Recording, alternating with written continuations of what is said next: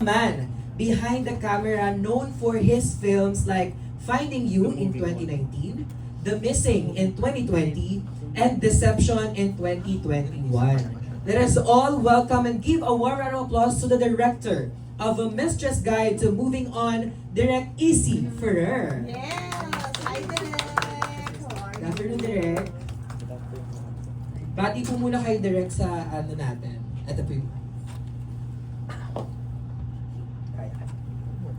Hello, good afternoon. Hello, good afternoon. Salamat sa pagpunta. Thank you, Direk. Ang bango ni Direk.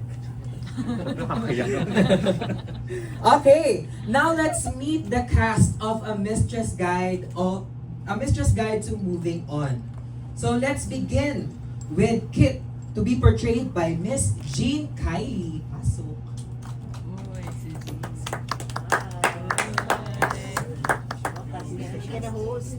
Mag-host po. Ayan. Ay, Miss Jean, bati po muna kayo. Hello! Long time no see, long time no see. Hello po, magandang hapon. Medyo malalim kunwari yung boses ko po ngayon. Ayan. Nice to see you all. Alright, thank you so much. Now, let us welcome playing Richard. All eyes on Sir Gucci Lorenzana.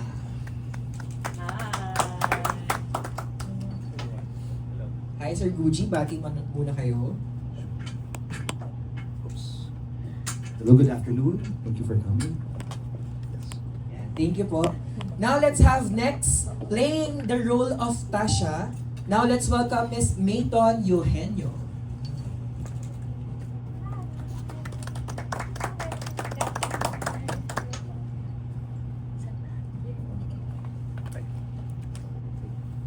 Bati muna kayo, Miss Mayton. Hello po, is it on? Hi everyone, good afternoon po. Thank you for being here. Nice to see all of you. Okay, thank you so much. And last but definitely not the least, bigyan naman natin ng masigabong palakpakan, playing the role of Pia. Here comes Miss Meg Imperial. Hi, Miss Meg. Bati po muna kayo. Hello po, ito ba yung mic? Hi, thank you for being here and helping us to promote our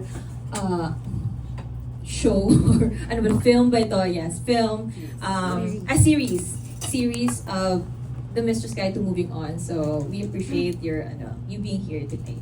Thank you. Yeah, thank you. Now you have met the stellar cast of A Mistress Guide to Moving On. Seeing a glimpse of our story, we are more than excited to open our roundtable discussion for your questions to our cast and of course the director of A Mistress Guide to Moving On. So again, reminder lang to everyone, let us all keep our questions relevant and related to our stories and our castmates. So avoid lang po natin yung mga personal and sensitive questions for our cast. So, paano arrangement natin? Same arrangement? Okay. Different. Okay. Sige. Alright. So for our first question from TV5, Ms. MJ Murfori. Let's go. Congratulations guys! What a teaser! Literal na intriga kami. Direct easy! Siyempre yung question ko for you. Alam naman namin, pakalayo dito sa ano, di ba? Yung mga dinidirect mo, mga padjak prints. Di ba? Parang ibang-iba, pero yung linyahan. Kamusta naging involved ka rin ba sa script? And what was the creative process for you like? Kasi nakita ko, in fairness from the other micro-dramas na nakita rin natin, parang iba rin yung atake ng shots mo, no? Dito, creatively. How was it? How was the process? Thank you. Actually, ano ko talaga siya matagal ko yung frustration na gumawa talaga ng campy drama na na talagang Joey Goshen, Fiauro Bayani level of yung talagang gawa ng asawa sa bunutan. Ang feeling ko kasi yung mga material na pupunta sa akin, dahil nga laging feel good, akala nila feel good akong tao, pero ganyan din ako. So parang, yung in terms of the script, as in talaga nangihingi-alam ako, as in nagre-revise kami ng lines sa set, yung mga bruha-bruha na yung ginagawa lang namin yung set nila ay. Kasi para gusto namin spunky, gusto namin spicy yung mga lines para tumatatak siya, para talagang talagang sabunutan kung sabunutan yung mga lines. So talagang habang nag-shoot, nagre-revise ako, pati yung magiging flow, pati yung dagdagan natin ng sabunutan, ng sampalan. Actually, every time na magko-comment ako sa script, dagdagan natin ng sampalan, dagdagan natin ng sabunutan, dagdagan natin ng sigawan, yung mga linyahang matatalim. Laging ganun lagi ang comment ko ng ano. So gusto ko may inner something kasi akong ganyan na hindi ko mailabas kasi kailangan maging mabait. Pero may so sa kanila ko na lang yung avenue, yun lang. Naramdaman naman namin. But how do you welcome this form of entertainment? Which one, the vertical? Yes. Actually, pang-apple ko na siya na vertical. Ako kasi before ako gumawa talaga ng vertical, I've been a fan of vertical since yung mga Chinese. Gusto ko yun kasi sobrang nakakakulo ng dugo eh. Gusto mong malaman paano siya nakaganti, paano nalaman na siya ang totoong iris, yung mga ganun. So parang gusto ko yun kasi kaya napasubscribe ako last year sa tatlong platform dahil doon kasi di ba pag dumadaan sa Facebook parang ay hindi pwede ako makita paano na-booking na siya yung so siya. Sobrang bilis kasi ng change ng behavior ng audience pagdating sa panonood. So, pabilis paikli attention span. So, kailangan kapit-kapit ka. That's why ganito yung ginawa namin. Every 2 minutes, laging mataas yung nangyayari. Walang laylay, walang processing, walang thought processing. Laging sabong. So, yun, ganun siya. For the two ladies, yun nga. Kamusta naman yung sabong? Oh my God. Go. Ang hirap kasi bawal magkamali dahil one take lang isang kape lang tapos maliligo ka ulit syempre, di ba? Pero ang fun niyang gawin, kasi this is my first time working with Direct Easy sa ganitong klase. Mahirap siya because kailangan seryoso kami pero ang campy ng situation. Parang hindi kami dapat pilit magpatawa. So parang mas mahirap siya gawin. And then sabi niya nga tuloy-tuloy, walang break. Unlike drama na parang sinistretch mo your emotion. Dito parang hindi. Agad-agad iba-iba agad ng emotion. Same. For me naman, sobra po yung kaba ko talaga before we shot the scene. Kasi this was the first time I did a scene na talagang full of emotions, physically and mentally, right? And like what she said, bawal magkamali. But with, of course, the help of Direct Easy na talagang hinihimay niya kung paano namin gagawin yung eksena ng tama. So it was really a teamwork and a lot of communication between the two of us para magawa namin lang. But the adrenaline was, kailangan mo din siyang labanan kasi pag masyado kang nagpadala sa galit, emosyon dun sa eksena, baka iba yung lumabas eh. So, but it was really fun. It was a fun first experience for me. Congrats. Hey, Jean, hindi from posting to this. Kamusta yung ikaw, ano yung experience mo rin from? Ako po nag-enjoy ako ng super. Kasi sila, nag-aaway na sila. Ako yung comedy din sa amin tatlo. Parang ganun. So, OA kung OA kasi camping nga po yung requirement. So, not the usual me na very prim proper hosting. Ngayon naman parang naglaro kami ng Direct Easy dito. How about you, Guji? Siyempre, from theater, television, at iba't ibang forms, like, ano yung nadala mo rito? It was nice na dumating ako dito sa new platform. Yeah. From doing theater to doing TV movies, Yeah. being a dad and executive. Yeah. What I enjoyed was sobrang free kami to do what we want and what we please. And you have a moment, a very small moment to release that feeling, that emotion. And maganda. It was a good experience because we're able to experiment. Where when it's long form kasi there's moments to build up. Dito kailangan andyan ka na eh. You have to really feel that moment in the instant. So yeah. Thank you so much.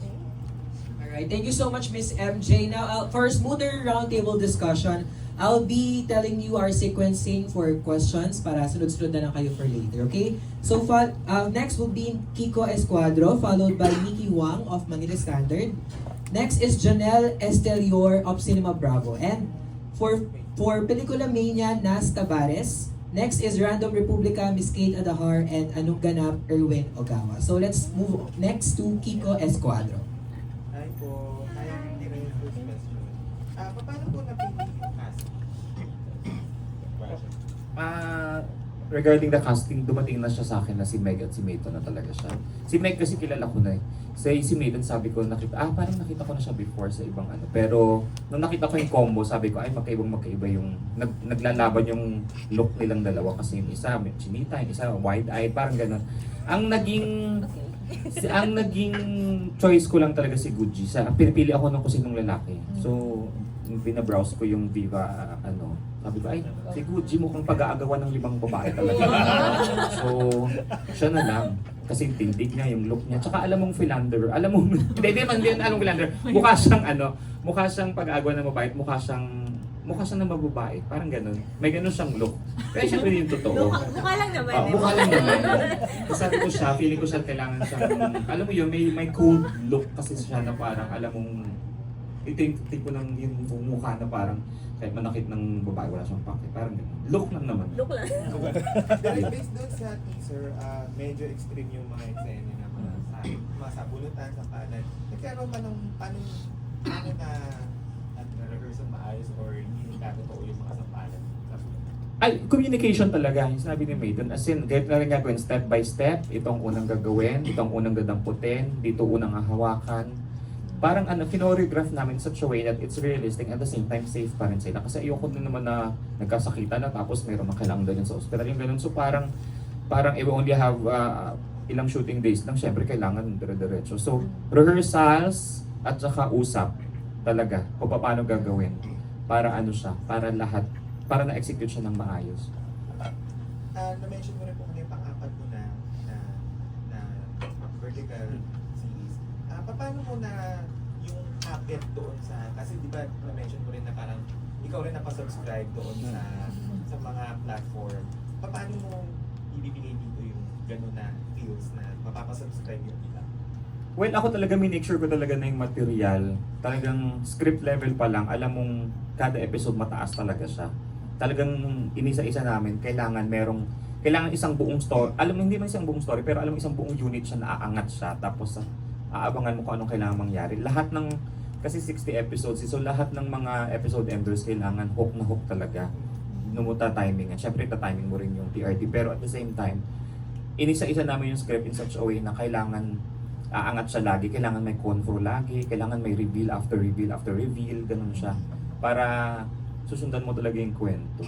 Kasi sa lahat kasi nagawa ko ng vertical, ito lang talaga yung ganito na may agawan ng asawa sa iba kasi romance, fantasy. Pero ito, dahil ganito yung nakikita ko lagi sa mga pinapanood ko noon, alam ko na kung paano siya patataasin every episode ender. Thank you po. Hi, Direct Nikki from Manila Standard. Gusto ko lang malaman, I would like to piggyback on the title of the series. Bakit ba kailangan mag-move on ang isang business? Naku, paano ba ito? Paano ko may kwento ito na hindi sinasabi? Based on my experience.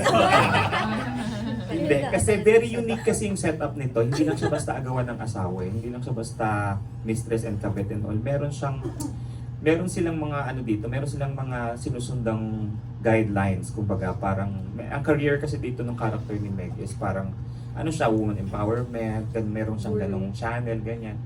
And then what if ang tuturuan mo mag-move on ay yung babaeng naging, alam mo yun, babaeng kinabitan mo yung asawa before. So parang may ganon siyang setup. So ang daming secret na naka-hide, ang daming mga So ayun, totoong merong Mrs. Guide to Moving On to sa buong kwento pag napanood nyo siya as in step by step kung paano ka move on from being broken hearted, from being wife ng isang nangangabit to being a kabit yourself, kasi syempre may stigma pa rin naman yun, di ba? So yun. Itong story naman to, hindi naman to based in real life, no?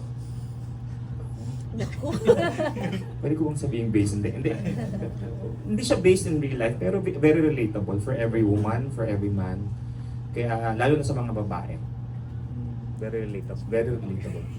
Well, on that note, I'd like to ask the female cast members, paano kayo nakarelate sa character? Ayan na. Paano kaya yun?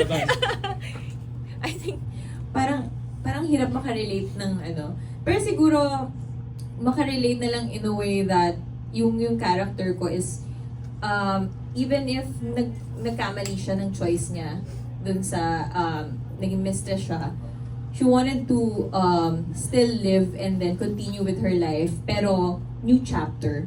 So siguro yun yung ano ko sa character ko, na tinatry niya pa rin na baguhin yung pagkakamali niya at itama yun. So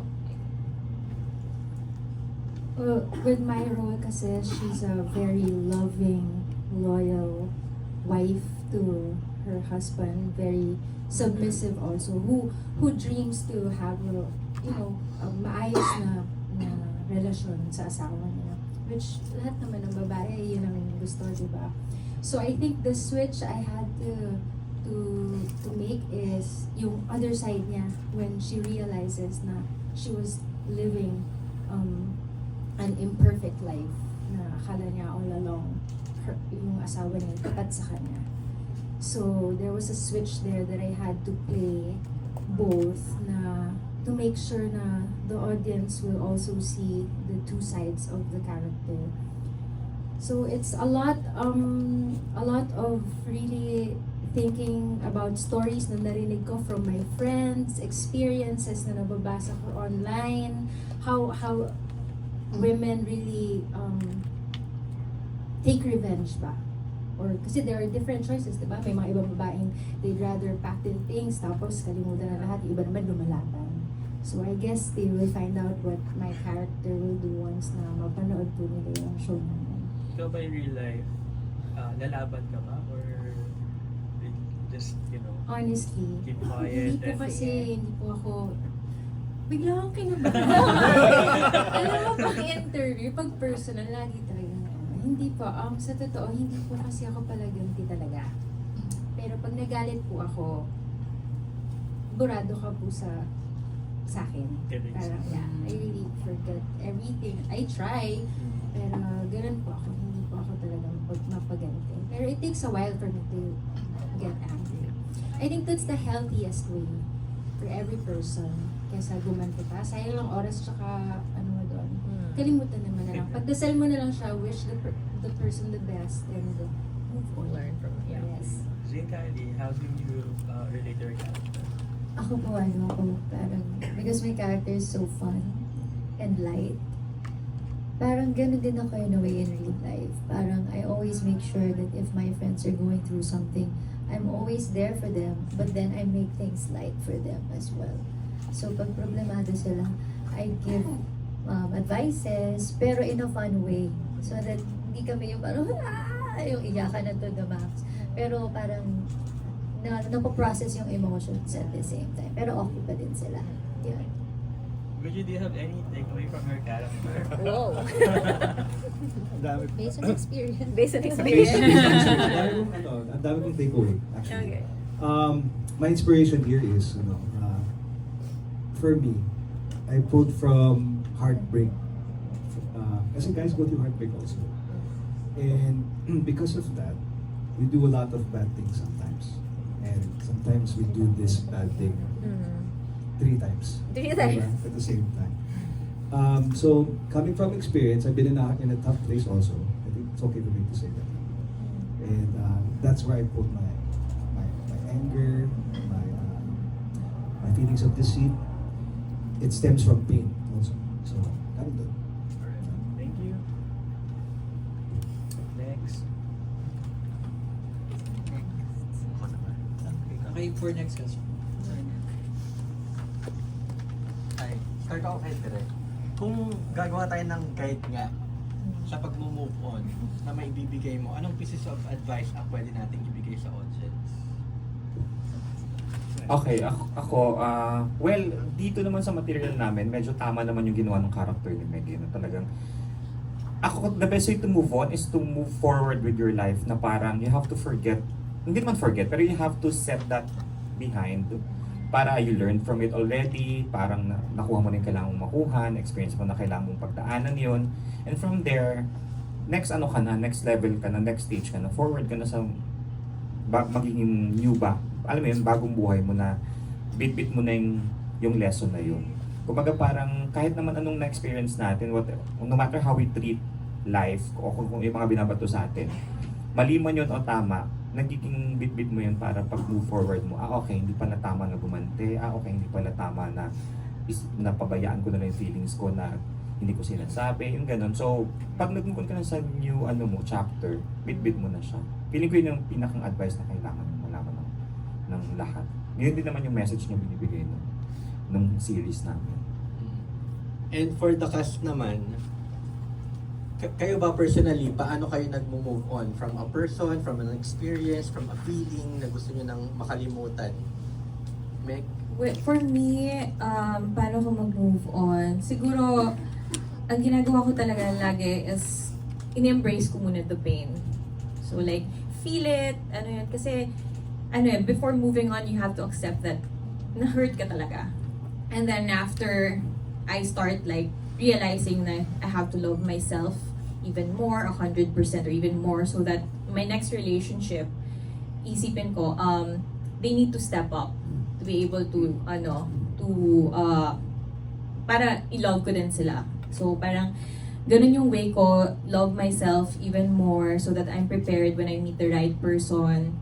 And, happy ako sa sarili ko na parang, okay, binigay ko na yung lahat dito, nasaktan ako, in-accept ko to, and then I have to move forward with my life. I need to focus on myself so that ma-attract ko yung tamang tao, hindi naman yung maling tao.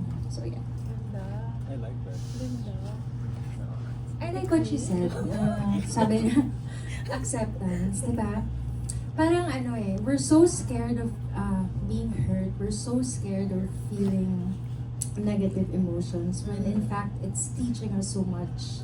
It's making us para bang savor and appreciate the beautiful things, diba? Parang it's making life even more exciting. Although pag nandyan ka sa state na yan, masakit, mahirap talaga. So, hindi siya madali, but one day when you find the right person, you're gonna think na it was all worth it.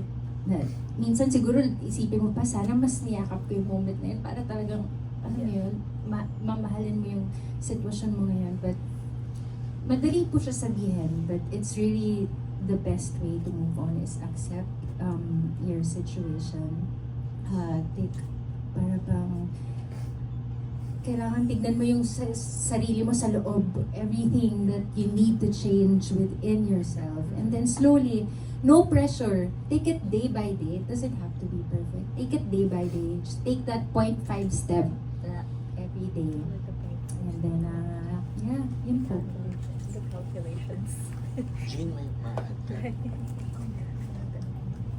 Ano ba? Meron ang topic na 0.5.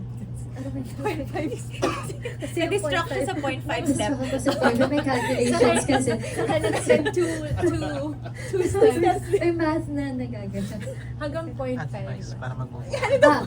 Okay. Yung move on, Yeah, how yung to move moving, on. how to move on. Parang ako, I'm so blessed that I haven't experienced the moment that I need to move on. Wow. Yun po. Kahit hindi person, sa experience, feeling. Most, Happy happy ako talaga. Siguro kasi I always, parang sa akin palagi po, past is past. So what happened in the past, kinabukasan, nalimutan ko na siya. So pagka tinanong nila ako, ano ginawa mo kahapon? Ano nangyari sa'yo kahapon? Wait, let me check. Okay, sa calendar ko. So parang ganun siya kabilis mag-process yung brain ko na if it happened, it happened. So ganun po kabilis sa akin for me. So I'm very thankful na ganun yung processing ng brain cells ko. Thank you very much. Okay. For me, from experience. Yeah. Ikaw talaga pina-experience dito. What I did, actually there's no right or wrong answer kung True. move on, diba? Kasi everyone's going to their own journey. But for me personally, ginawa ko, nag-Tinder ako. Oh, yeah. I had fun. Success story. Success story. And naging success story din because I met my wife on Tinder. So, there was a divine intervention somewhere there. Like, pumasok ako sa being a typical na guy that's from the story na womanize all of that into finding the right place na meant for me. So yun. So I think there's no wrong or right answer. Just hold on, move on, and just keep going. Hindi mo siya in-expect na schedule. Hindi ko na-expect. No? Kasi sabi ng friends ko, break up, get your dad. Yeah, let's do it. So, yeah. Thank you, everyone. Kay Direk. Kasi marami nagsasabi na yung parang bakit puro kabit na series. Pero it works kasi, di ba? Ang dami pa rin nanonood. Pero para sa inyo, bakit nga ba pinapanood yung mga ganitong klaseng series? Well, una sa lahat, relatable kasi siya. Parang at some point in our lives, na-cheat tayo or tayo yung na-cheat. So parang lahat na, kaya siya, kahit sabihin natin, ano ba yan, pasong-paso na yung tungkol sa mga kabitan, pagpasok mo siya ng kabitan. Eh kasi yun ang gusto niyong panoorin eh. Hindi, yun ang gustong mapanood ng mga tao, on how to triumph from, di ba, sa ganon. And parang pangalawa kasi, vicariously yung galit mo, yung galit nung ano, napupunta sa'yo, kasi gusto mong manalo siya. Kasi di ba mga Pilipino, gusto nila ng triumphant stories, mga ganyan. Gusto mo makita paano napagpanalo na ng babaeng to yung lahat ng mga nangyari sa kanya. Kasi parang sinasalamin ng mga ganong klaseng material, yung struggle ng bawat, alam mo yun, ng bawat babae, ng bawat lalaki, ng sino man na nadadaya at saka nagwawagi in the end, parang ganon. Very relatable siya for me. Kaya kahit sabihin natin siyang very pasong-paso na, nakakasawa na, kaya ang challenge for us is to iba-ibahin yung atake para may bagong timpla, may bagong rekado. Pero it's the same thing. It's about a woman triumph na nananalo sa ganong klaseng journey. Alam mo yun? Parang ganun. Kay Gucci, anong pakiramdam na 3 ba or at least 3 yung leading ladies mo sa isang project? Enjoyable. Yeah. I mean, it's been a while since nagkaroon ako ng role na like that has this much depth. Kasi yung mga roles ko lately, yung mga best friends na ganito, or daddy ni, man dyan, di ba? Like my latest role in the Viva series on Viva 1, my dad. So it was nice to have this challenge again. Na medyo madugo yung role ko dito, medyo malalim and deep. So I was able to really prove from somewhere talaga. And to have experience it with amazing actors. Kasama ko dito si Nathan, si Meg, and Jean. It was nice to be able to interact with them. Because I've acted with Meg before, so I know how good she is. It was nice to act with Meg. And, I feel like, so sana maybe hopefully what I'm saying is true. We were able to connect in this role, and we were able to feel each other, our emotions, and it was nice. Enjoy ko naman. Yeah. Nung in-offer sa'yo, hindi ka naman nagdalawang isip? Okay. Go lang. Nung nalaman ko si Meg, kasama ko si Meg, si Jean, si Direk, sabi ko, let's go. And reading the script, sabi ko, wait, I can relate to this. So, yes, let's go. Kay Meg naman, kasi yung character mo na parang nag-a-advise sa mga tao. Per character, ano yung advice mo sa kanila na parang maano yung characters nila? Okay. I think, for Gucci. Naging guru talaga siya. Siguro sa character, I think you need to solve the insecurities. I think it stems dun sa super lalim nung wound mo for you na yung trauma mo in life for you to like be happy na ang dami mong babae sa buhay mo. Yes. Right? Gusto mo yun talaga. To your character, Anna. My advice, I think no matter how much you love the person, sometimes it's more love if you let go. Kasi it's not just loving the person, but also loving yourself. Like, it's healthy that way. Parang kapag, yes, you give chance, but twice lang, not 3 times or 4 times. So, kasi sayang yung time. So, with your character, the best friend ko, eto based on how we shoot it. Pag sinasabunutan na ako, huwag mo na i-record. Tulungan mo na ako.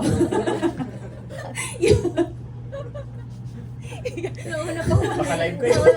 Naka-live kayo. Direct nakita ko kasi siya sa Excel. Sabi ko, nagsasabunutan ako. Yun lang. Sa character mo? Sa character ko, ang advice ko sa sarili kong character, siguro, yun, huwag kang matakot like to move on. And even if you love the person, sometimes akala mo yun na yung best for you, pero hindi pa. So, huwag mong isipin that, kaya sometimes I feel like yung mga mistresses, they feel like yun na yung best nila, yun na yung mahanap na lang nilang best for them. But, kasi may mga insecurities sila inside, but in reality, ang laki ng mundo. Mamimit someone who will prioritize you. So, Thank you. For direct easy, was it easy or difficult na i-shoot yung vertical compared sa traditional shooting? Mahirap ba yung blocking? Mahirap siya kasi ano siya eh, walang pahinga moment yung mga scenes. So laging ratsyada yung mga eksena. And tapos yung vertical, kailangan mo siyang i-block ng vertical. Kasi iba yung hindi siya sa width eh, nagde-depend sa lalim siya lagi. So the blocking always has to be layers ng ganun. So parang hindi mo siya ikakalat sa screen. Palalim ang ano niya, ang atake niya, and ang hirap mag-block. Pero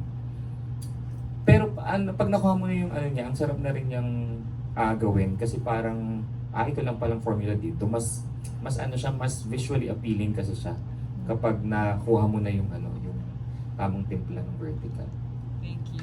And for the cast, how did this change yung view nyo sa mistresses, yung mga female stars? And for Gucci, how did this change your impression of men who cheat?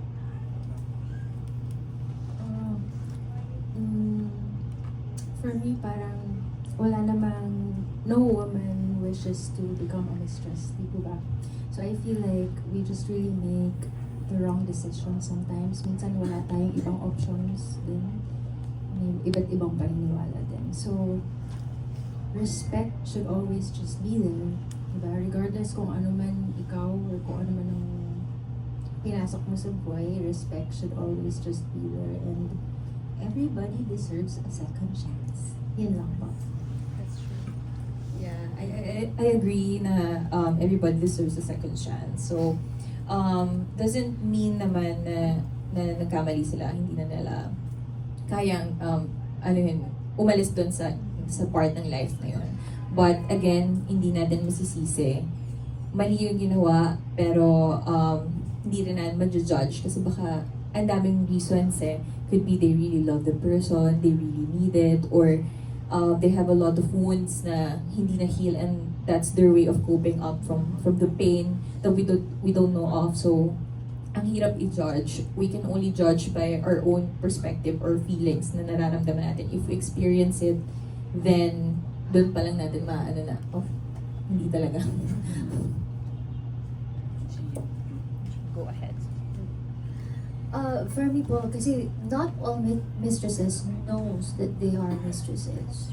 So parang we need to understand them as well. Or maybe ask them if we know na sila yung mistress, or confront them na, did you know that your current partner has someone already? Parang ganun. Kasi hindi naman natin sila pwedeng i-judge. Paano pag hindi talaga nila alam? Kawawa naman. So, Gucci.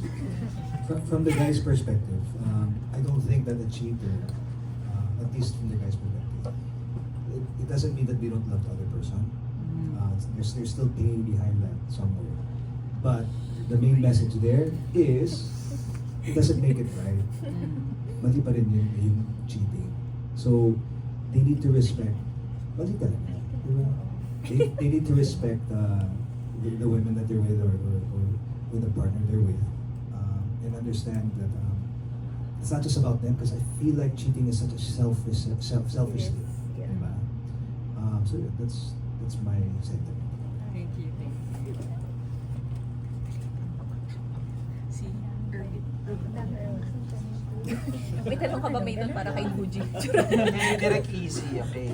So, araming so, may mga movies about mistresses. I'm sure may mga favorite ka, di ba? So, bigyan mo kami ng mga favorite films about businesses? Naku, syempre, May mga territory, di ba? Di ba? yun, yung Minsan lang minsan lang kita ibigin. Well, ito mga latter magaganda rin, yung mga No Other Woman. Yun talaga sa akin ng pinakang template for me, yung No Other Woman. Kasi pa, ang lalim ng lahat ng characters dun. So, gustong-gusto ko yun. Siyempre, sa TV, isa pa lamang, gustong-gusto ko rin yun. Kasi talagang himay na himay yung dalawang characters na babae doon. Talagang hindi na siya romance about the guys, it's about two of them na nag-feud talaga, parang ganun. Kahit naman yung No Other Woman, ganun din. Si Christine and story siya ni Christine and Annie. Hindi siya, si Derek is just the jump off, pero it's about Christine and Annie. Talagang naglalaban sila. So, yun ang pinaka-favorite. Yung Viva rin yan, syempre. So, under Viva Films pa rin. Oo, Viva artist sila. Ano siya kasi. Viva yan, oo. And sa girl cast, pag may isang friend kayong nalaman nyo na papunta na sa pagiging mistress, anong best advice ang mabibigay nyo? Ako Kung papunta na siya. Ako ka talaga, parang sabihan ko na siyang no agad. As much as possible, ika-convince ko na siya.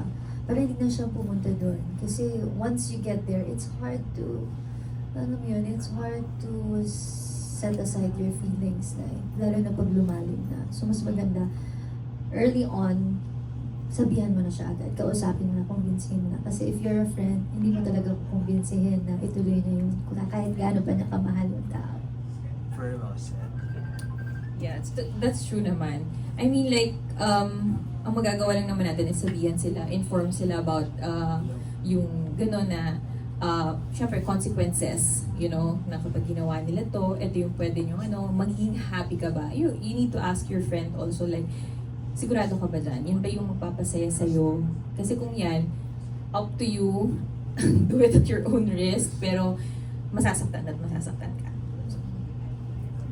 Same, be there as a friend, support, but also be 100% honest kung ano yung pinapasok niya. Yeah. And remind her that she's also ruining another family.